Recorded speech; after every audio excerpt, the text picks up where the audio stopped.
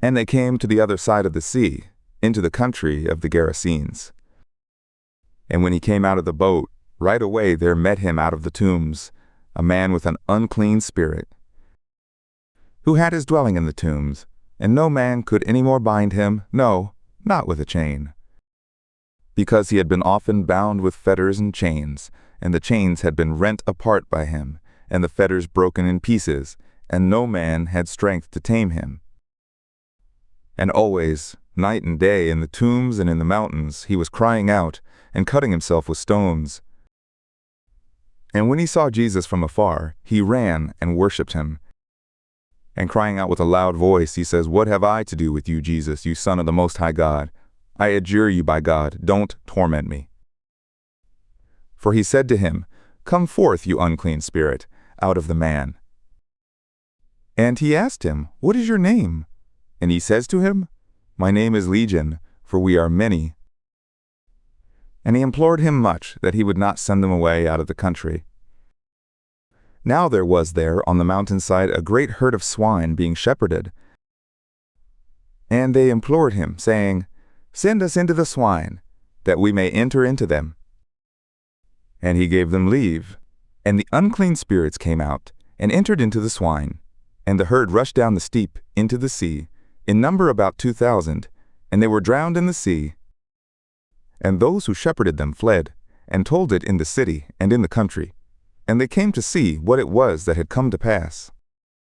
And they come to Jesus, and look at him who was possessed with demons sitting, clothed and in his right mind, even him who had the legion, and they were afraid. And those who saw it declared to them how it befell him who was possessed with demons, and concerning the swine. And they began to urge him to depart from their borders. And as he was entering into the boat, he who had been possessed with demons implored him that he might be with him. And he did not allow him, but says to him, "Go to your house to your friends, and tell them how much the Lord has done for you, and how he had mercy on you." And he went his way, and began to publish in Decapolis how much Jesus had done for him, and all men marveled. And when Jesus had crossed over again in the boat to the other side, a great multitude was gathered to him, and he was by the sea. And there comes one of the rulers of the synagogue, Jairus by name, and seeing him, he falls at his feet, and implores him much, saying, "My little daughter is at the point of death. I pray you that you come and lay your hands on her, that she may be made whole and live." And he went with him, and a great multitude followed him, and they thronged him. And a woman, who had a discharge of blood 12 years, and had suffered many things of many physicians, and had spent all that she had, and had not been getting better, but rather grew worse, having heard about Jesus, came in the crowd behind, and touched his garment. For she said, "If I touch but his garments, I will be made whole." And immediately the fountain of her blood was dried up, and she felt in her body that she was healed of her plague. And immediately Jesus, perceiving in himself that the power proceeding from him had gone forth, turned him about in the crowd and said, "Who touched my garments?" And his disciples said to him, "You see the multitude thronging you, and you say, 'Who touched me?'" And he looked around to see her who had done this thing. But the woman, fearing and trembling, knowing what had been done to her, came and fell down before him, and told him all the truth. And he said to her, "Daughter, your faith has made you whole.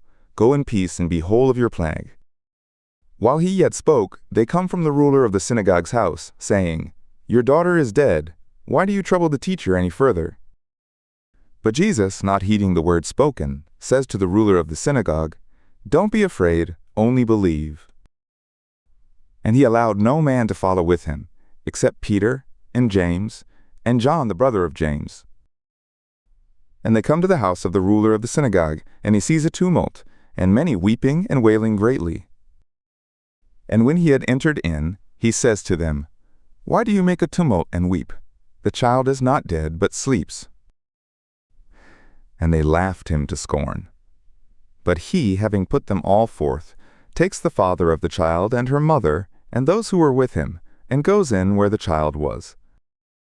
And taking the child by the hand, he says to her, Talitha cum, which is, being interpreted, Girl, I say to you, arise. And immediately the girl rose up and walked, for she was 12 years old.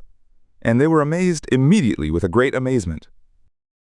And he charged them much that no man should know this, and he commanded that something should be given her to eat.